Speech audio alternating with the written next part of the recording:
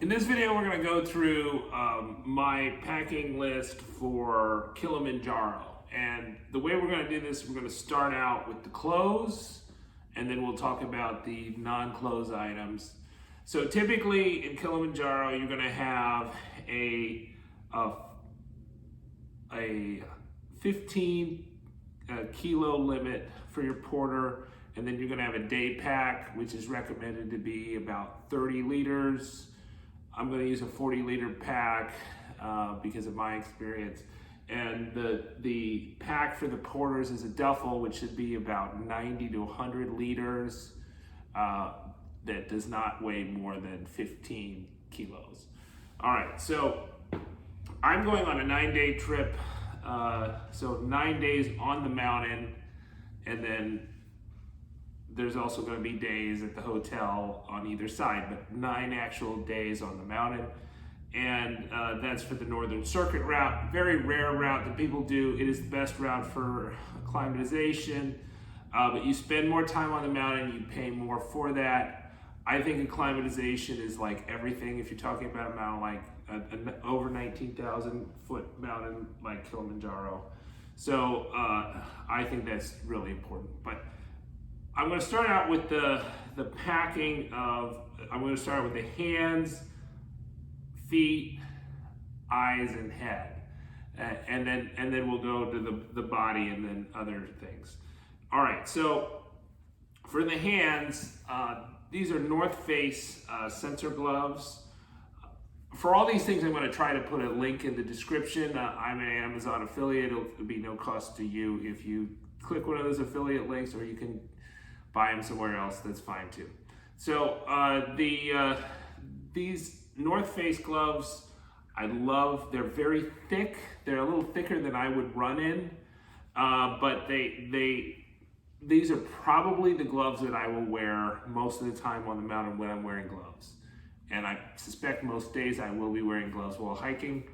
The key with this, today I would say you should, for your light gloves, you should always have sensor gloves so that you can use your cell phone without taking off your gloves. I see this too often on people's summit videos that they take off their gloves on the summit of, Aconcagua or Kilimanjaro. There's no reason to do that. These gloves work so well. They work just as well as my fingers when they're on. And then I have this lighter pair of sensor gloves that my wife gave me several years ago. And they're called O-Zeros. They also work really well with the cell phone. I use these for running in the wintertime. Now, both those gloves are water resistant, but not really waterproof. So if it is raining, it's preferable to have on these Keychain. These are more ski gloves. So one of the nicer features on gloves is if they have like these catches, or if you can cinch them. These are just, they're leather and synthetic, just very warm gloves. I suspect on summit night that's all I will need, because the predicted temperatures for this week are in the single digits or teens, and the wind chills are in the single digits. So that's probably okay, but I recommend you have mitts. These are 6,000 meter Alti mitts by Outdoor Research. These are GORE-TEX, right? So that means they're waterproof. They have a liner inside. I would size up on the gloves, on the mitts so you could also put maybe this pair or this pair in that. So on summit night, if you're using the mitts, you kind of pull out your hand when you want to use the camera, and you don't have to put on a new pair of gloves. So these, I think, will stay in the duffel bag most of the trip.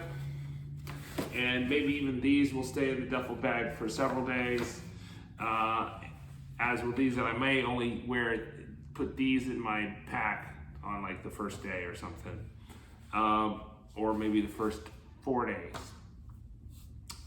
So the next thing is the feet.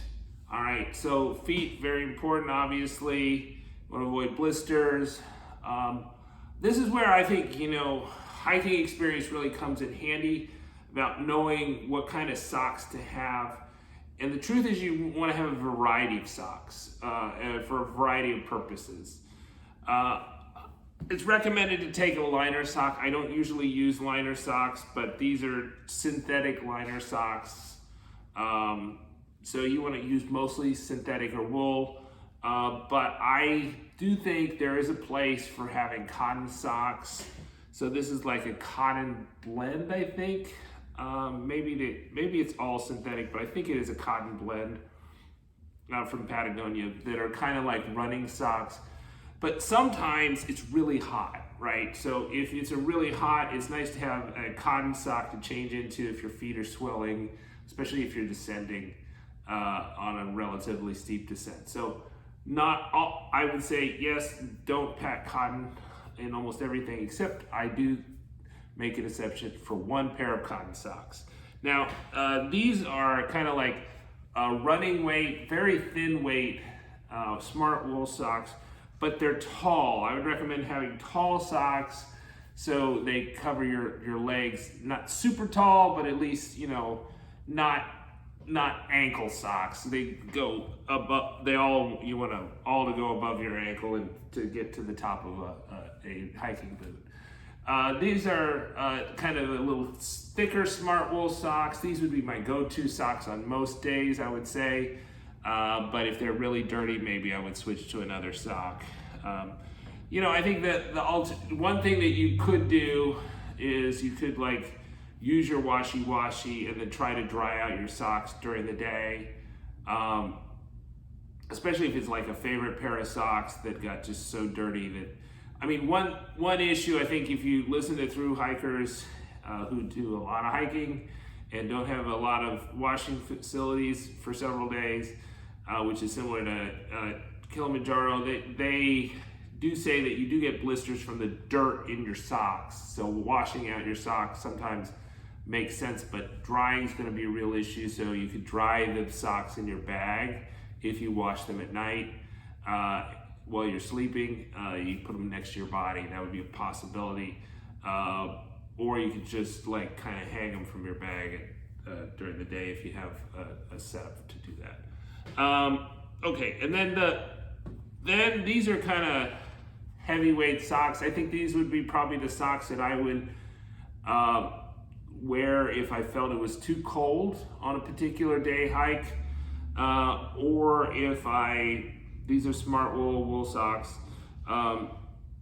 or maybe to start out with on summit night. And so if I felt like my feet were okay, I would keep these on all summit night and maybe change into lighter socks on the descent.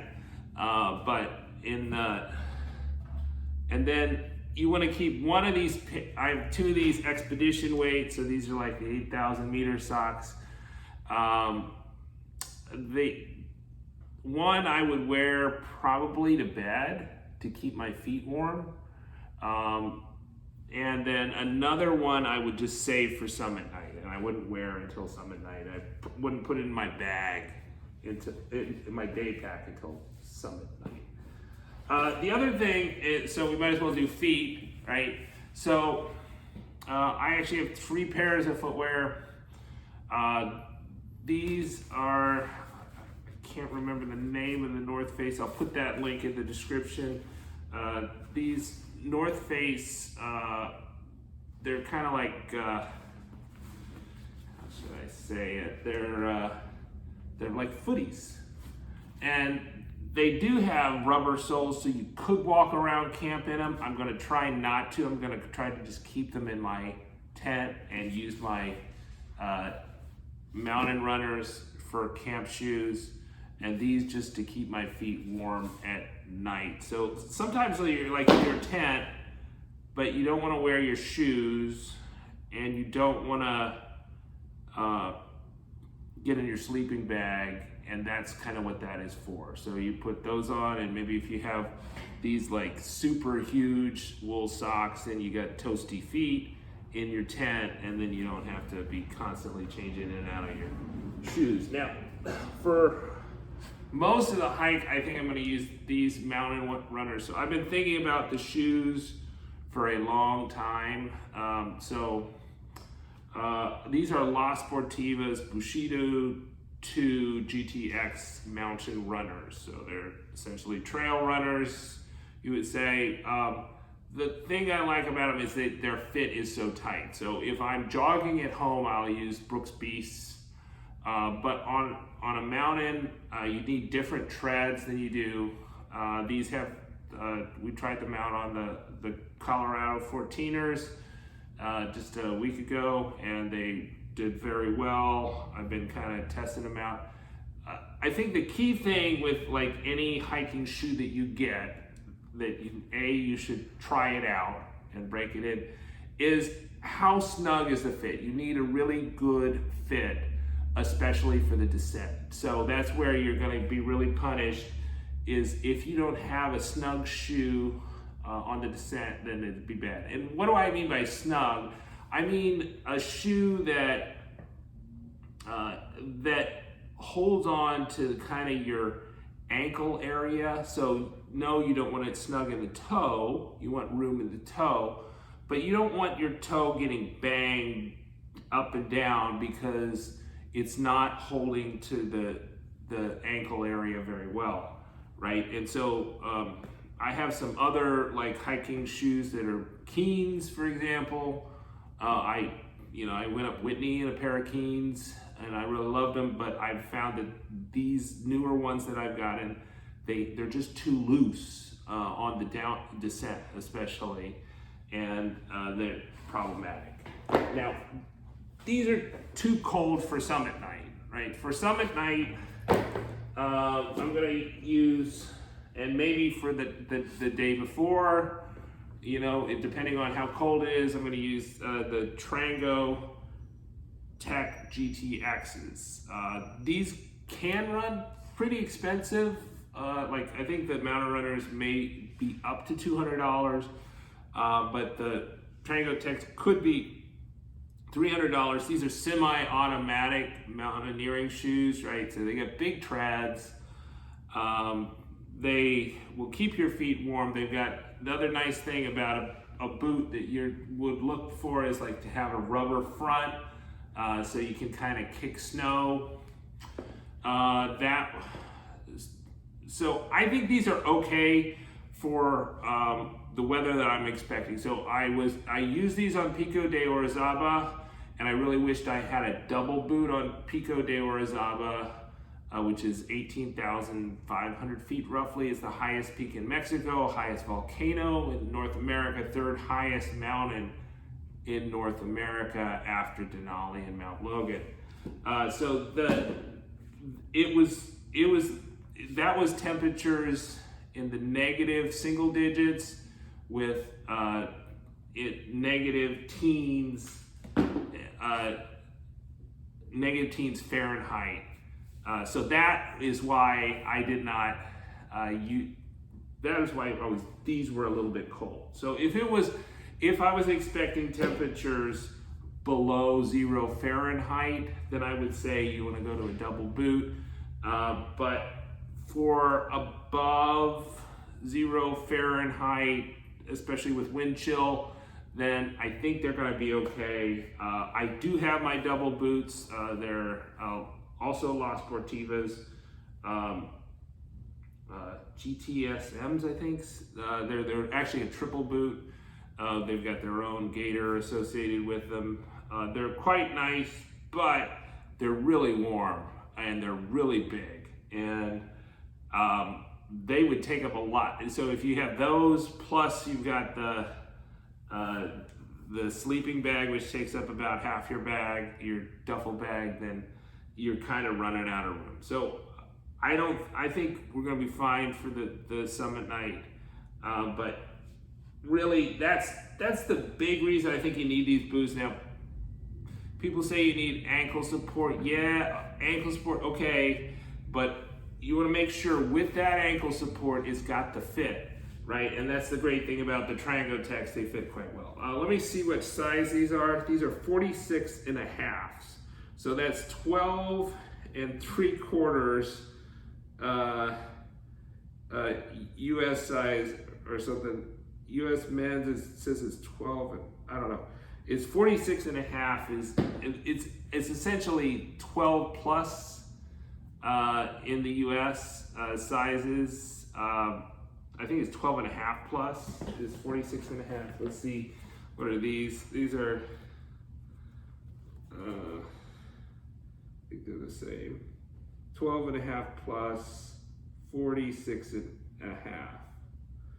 So yeah, you need to size up. I'm a 11 and a half shoe normally, and Las Sportivas run. So if you're getting Las Sportivas, just know you need at least a full size higher in Las Sportivas. But they're excellent shoes.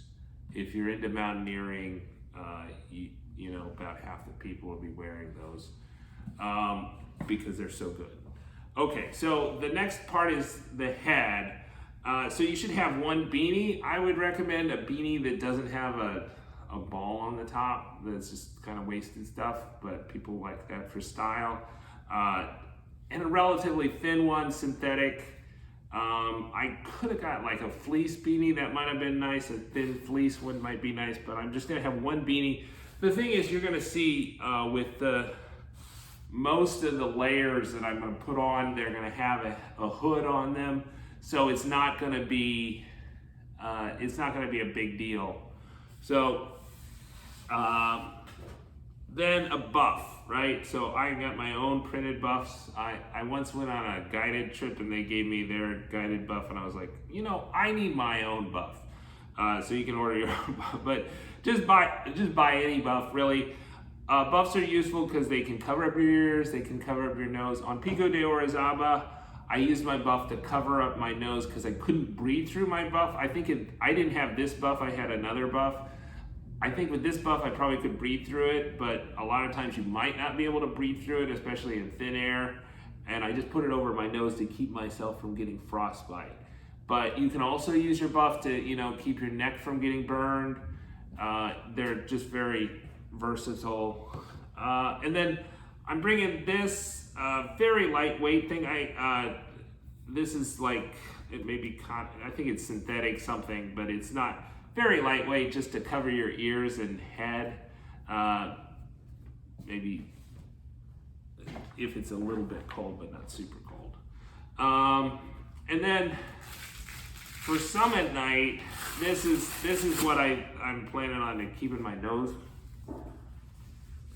warm with. So I could use a buff, but this is a baklava type thing, but it's got a plastic mask. And so the thing about the plastic top is that it allows you to breathe, so you're not breathing wet stuff onto your stuff.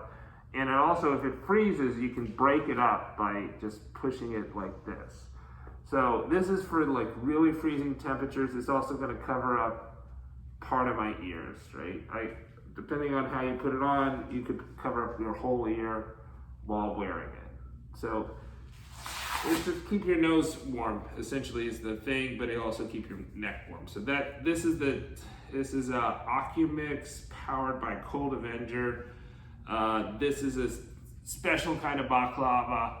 I figure you're gonna have something on your head already. You probably have the beanie on your head, or you know, one of the things already. Okay, so got two hats. One is just a regular cap. This is it's like a running style cap. So that with a hood or a like a sun hoodie together, then you're gonna have a lot of coverage. But you'll even have better coverage if you can put on this sun hat. This is by Columbia. Just got this. Works very well. You want to have, if you have a sun hat, you want to make sure it's got a something to tighten it up, cinch it up, because in the wind it'll blow away. So this almost got blown away on Mount Sherman in Colorado recently because I didn't have it tightened up. Okay, so those are I think that's all the things for the feet. One more thing is that my guide, I'm going with Peak Planet. I thought that they had good ratings, and they seem to answer questions, and I like the kind of their plan of the trip. They recommend that you have a spare pair of shoelaces. These are shoelaces sized for my mountain runners, but if you have boots, and then you're gonna need shoelaces sized for both of those things. I don't know. I mean, you could get super big ones and then just cut them. I've never broken a shoelace on a mountain, but I guess it could happen if you're hiking 7 days. So it might happen. The last thing for the head, feet, and face is glasses. I'm gonna bring 2 pairs of Glacier glasses, but I probably get away with regular sunglasses. These were really inexpensive on Amazon. I think these were like $35. I'll put a link in the description. I've not tried them out extensively. I bought these kind of as a last ditch, but what does the Glacier glass have? It usually keeps UV from the side of your face. So I wouldn't wear Glacier glasses driving my car because maybe I'd have reduced peripheral vision. But they're just like sunglasses with extra UV. So you want to I think most sunglasses are UV3, and Glacier glasses will typically be UV4 protection. But I don't think you're gonna walk through a lot of glaciers. There are glaciers on Kilimanjaro. I just don't know how much snow time you're gonna get, because basically nobody has like snow or ice or glacier gear on Kilimanjaro, so I suspect you're not gonna have much. I think another thing, these were quite nice because they came with the case, the hard shell case. So when you put these in your duffel bag and everything's going everywhere, or if you put these in your checked bags, they're not gonna get crushed. So I bought a separate one for my Jolbos. These are kind of the high-end brand. And these, so I just think you might break them, or you might get tired of your glasses. So to have 2 pairs of glasses, if you could bring them and put one in your day pack, your 30 to 40 liter day pack, and then put another one in your duffel, which you'll see at night. And so these are the Jolbos. Another thing you could get is one of these nose things. Quite nice if you're on glacier. Like I say, you're not going to be on a glacier very much. So I'll put a link to that nose thing too if you want to have that extra. The nose guard goes like this. So if you want to be a super climbing nerd, you want to get the super climbing nerd cred. You got this on right there. But this really, if there's snow on the ground, or if you get all that reflection. But anyways, anything that keeps you out of the sun is good, I think. All right, so next up, we're going to talk about the coats and pants. Okay, so in this part, we're going to look at the base layer shirts, and then things to put on your legs. Okay, so we've got the hiking pants. Recommended 2 pairs of hiking pants. A lot I think is said about having hiking shorts or convertible pants. If you have a good pair of convertible hiking pants, that's fine, although I find the zippers kind of bother me. These are just Praha's. Very good brand. You can find these at a lot of places like REI and outdoor stores. I just like the fit. I like the pockets. I think the thickness is just right. I think you should think about, like, if you've done any jogging when you're picking out hiking pants, what are the thickness of the things that you jog in? Those are, so in the winter time, those are similar to what you'd have hiking pants. I do like pants that have like belt buckles, right? And so they hold up better, and I wear a belt. The options for women are quite different, but I like these. I have 2 pairs of these Prajas. I don't have convertible shorts, so I don't plan to hike in shorts. Maybe I'll take something that's convertible in my bag that I plan to leave at the hotel and make that decision on the time, but I don't plan to do it. I think those pants would be just too thin. I don't like them as well. They're not as good. So I just don't think hiking in shorts is going to be a big deal past the first day. First day would be the only time you'd be interested in that. But think with hiking with shorts, you have, especially if you're hiking in a place with vegetation, which would be your first day, then you get your legs scratched up. You also have more exposure to bug bites. So for all those reasons, the little bit of coolness that you might get on that first day, it seems like a big hassle to have hiking shorts for the first day, and there's a lot of downsides with it. I would say 1 pair of running shorts, preferably with a pocket so you can put your cell phone in it or whatever else you need, and then use that at camp. Or maybe if it's really, really cold, you can put these on over your underwear and then wear them put the hiking pants over your shorts, and then your nether regions will be warm and toasty. So I think you get a lot of use out of the hiking pants. You could potentially sleep in the hiking pants. I've definitely done that. I did like a 4-day trip to Whitney, and that, I slept in my hiking pants. I had 1 pair of hiking pants. You always want to have a hard shell layer for rain. So you want a full zip on the hard shell layer. I would recommend, as kind of like one of your training for Kilimanjaro or whatever other summit you're going to do, is to practice with your full zip hard shell pants. These are marmots. They run about $100.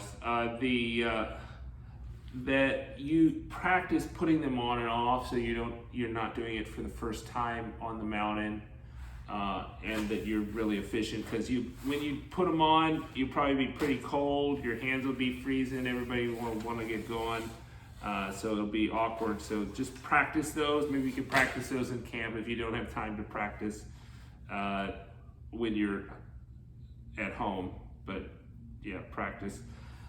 And then I'm going to bring these thermal layer. These are full wool. I bought these several years ago. These are maybe 200 weight, a relatively thick weight of merino wool. These are smart wool. I don't envision using these, to be honest, except I can see wearing them around camp. So if you couple these with these shorts, then you wear these around camp, and with the shorts on the outside, and then you've got a different feel. It feels like you're not always in your hiking pants, but I think it can be done where you just camp in your hiking pants. That's the tough guy way to do it, and might be the right way to do it. Okay, so next up, the shirts. Okay, so the shirt that I expect to get the most use out of is this one. This is an REI sun hoodie. These are rated by SPF. I think these may be 30, maybe 50. This is a synthetic material, so some type of polyester spandex blend, I think. I think the nice thing to look for in a sun hoodie is the fingers, so you can cover up your hands during the day. That's quite nice with the sun hoodie. I think the other would be like how the sun hoodie fits over your head. Does it cinch well, or does it get blown away in the wind? Both my sun hoodies do get kind of blown away in the wind, but the way to stop that is to put your hat over your sun hoodie. So instead of having your sun hoodie over your hat, you put your hat on your sun hoodie, and that keeps it from the hood from blowing. Okay, and so I tested both this REI sun hoodie, and this is a Patagonia. This is kind of a more towards fishermen than really climbers. This was on sale, and I got it to get free shipping on some other Patagonia goods. But it's okay. It's a wicking material.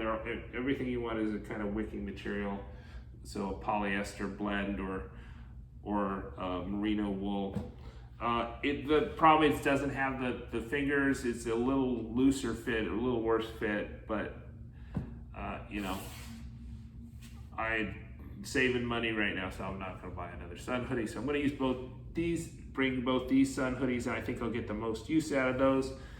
And then the other is the merino wool stuff. So these are, I think, Capeline.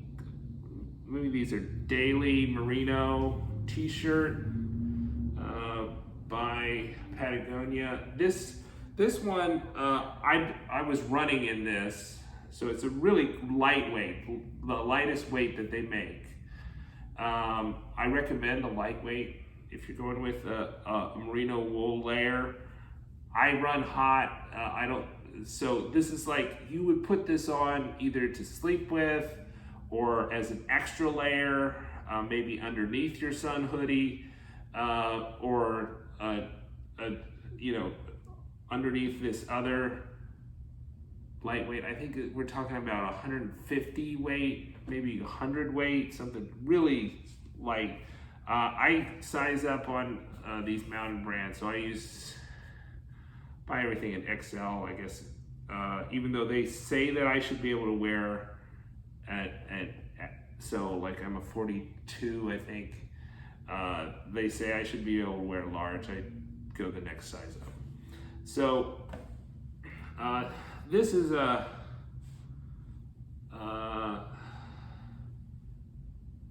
Capeline Air, I think. This is probably the top that I would be most likely not to pack, but my outfitters or my guides do say that we should have a thermal layer, and this is really kind of a thermal underwear. It also has a hat. You can wear this like during the day. It actually looks pretty cool if you just wear it by itself. And I would say this would maybe be good to sleep in. So if you put this together with the merino wool pants, that would be something different during the night, a different feel, and you'd be pretty toasty warm. It's got a hood, so you put that on, and that's quite great. So the next step, we're gonna do the coats. All right, one thing I forgot to talk about was chaps. I may or may not bring these chaps. These are shorter chaps by Outdoor Research. I have some two longer versions. I have like a really long version and then a kind of heavier duty version. People say that you want to have them for rocks, getting in your shoes. I don't know. I'm not too worried about that because I've gone down a lot of mountains and some scree slopes and not had a ton of problems with that. But I might bring these and I might wear them on Summit Day. I would say with chaps, they're best if you have snow conditions. That you're post-holing and you don't want to get snow up your shoes, or if it's like going to be really wet. But there's also that rock use. I don't know. I find I just don't like chaps, and I usually don't use them. So I may not bring these, but that's kind of an optional item that's on my gear list. Okay, so the most important coat is the hard shell coat. I forget the name of this particular brand of coat. This is by Patagonia. It's a hard shell kind of GORE-TEX. They have different names for the GORE-TEX. But what you're looking for it should be lightweight. It should not have any insulation. It should just have a GORE-TEX insulation.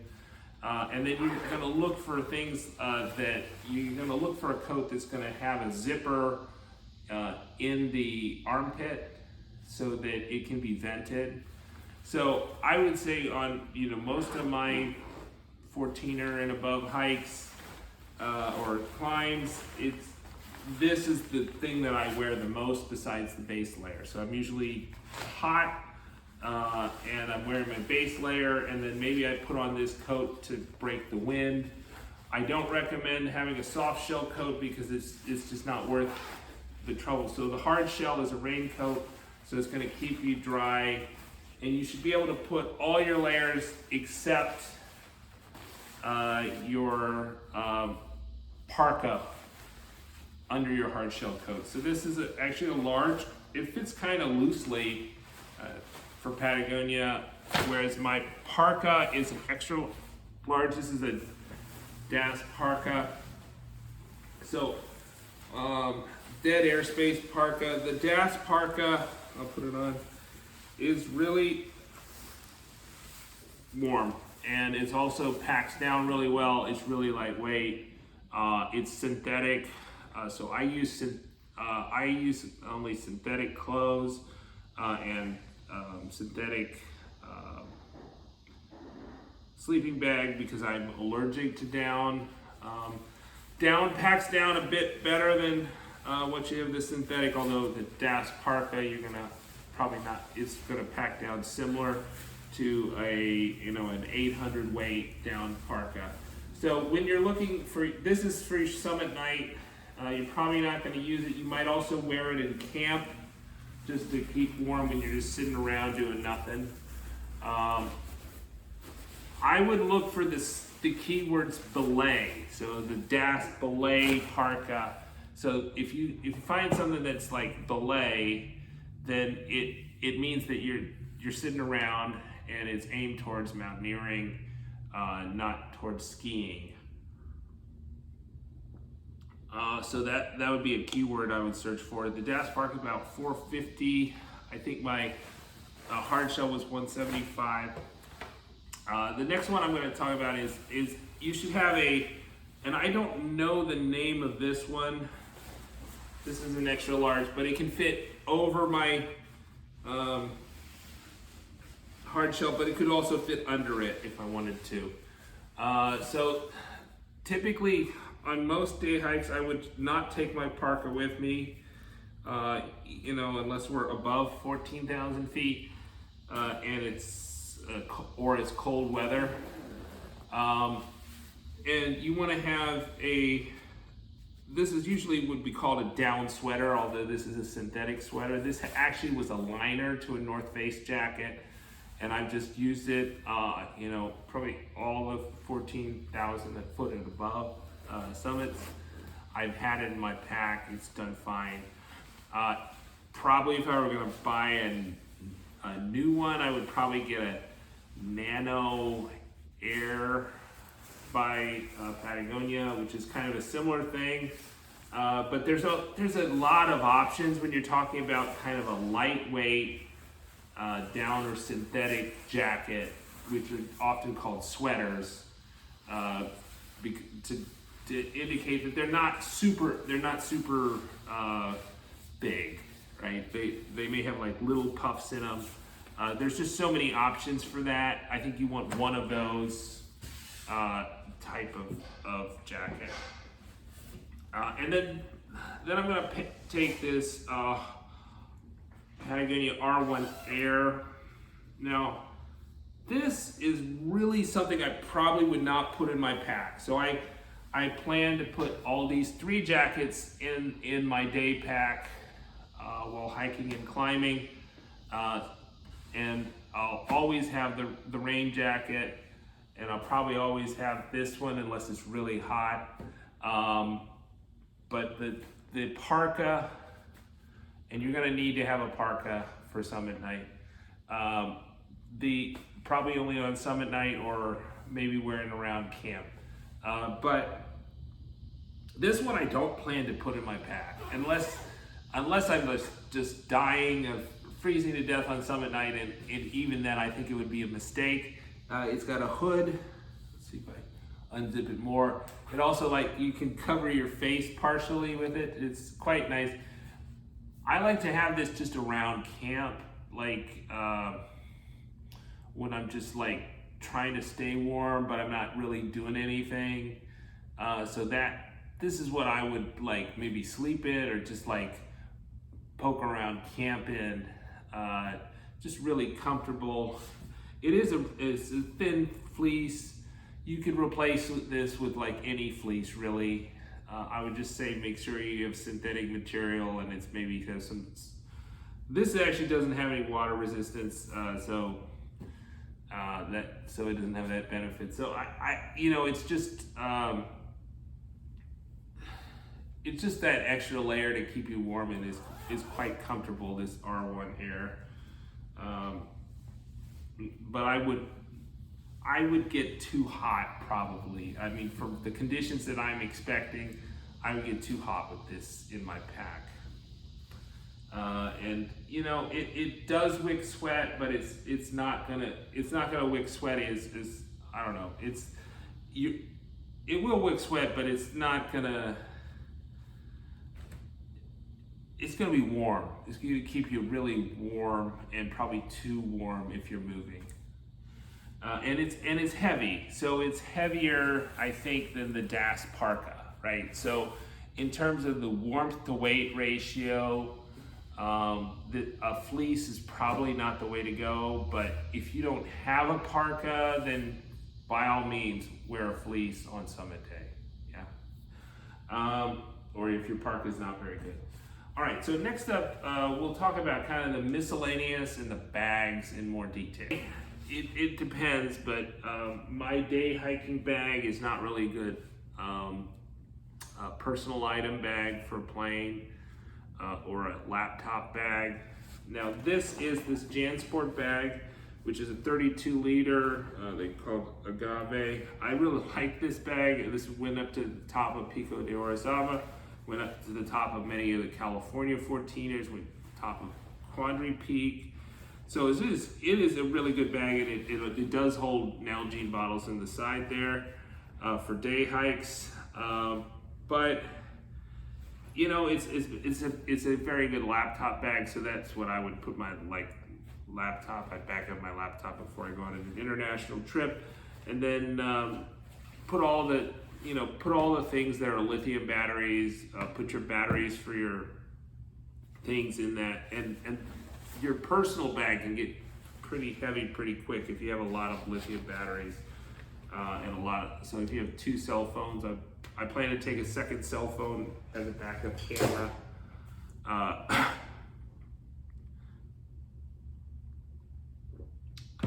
You have to put your GoPro in there. So that I plan to leave at the hotel, right? So your guides are typically be associated with the hotel, and you're supposed to leave stuff at the hotel according to the directions.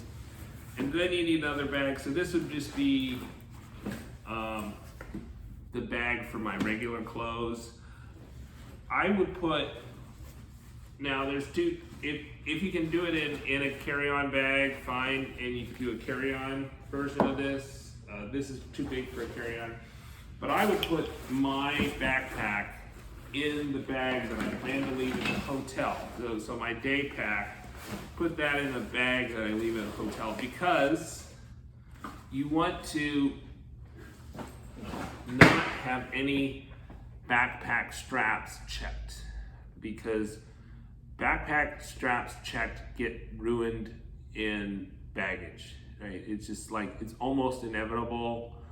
So if you have a backpack, you don't want to check it by itself. You want to like put it in a bag or take off its straps if that's possible, which probably won't be for most of your day packs. So anything you check, you don't want to do. I think the other thing I maybe didn't mention was I plan to take 4 or 5 pairs of underwear on the mountain. I would say with underwear, synthetic or wool, merino wool. And is probably a good idea to have kind of longer underwear. So not boxer, but tighter underwear, because you for rubbing purposes. So that'd be a problem for the ladies, I would think, but also a big problem for guys who like me that could use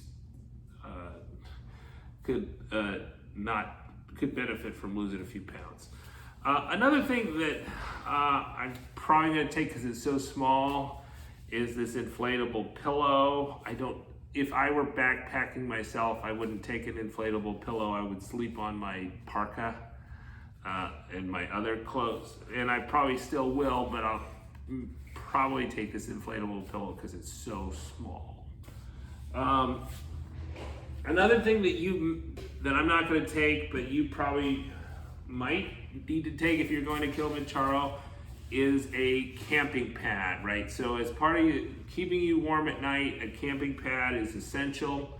So just having a 0 degrees bag without a camping pad will not allow you to sleep in 0 degree weather, right? So this is a Thermarest Neo Air.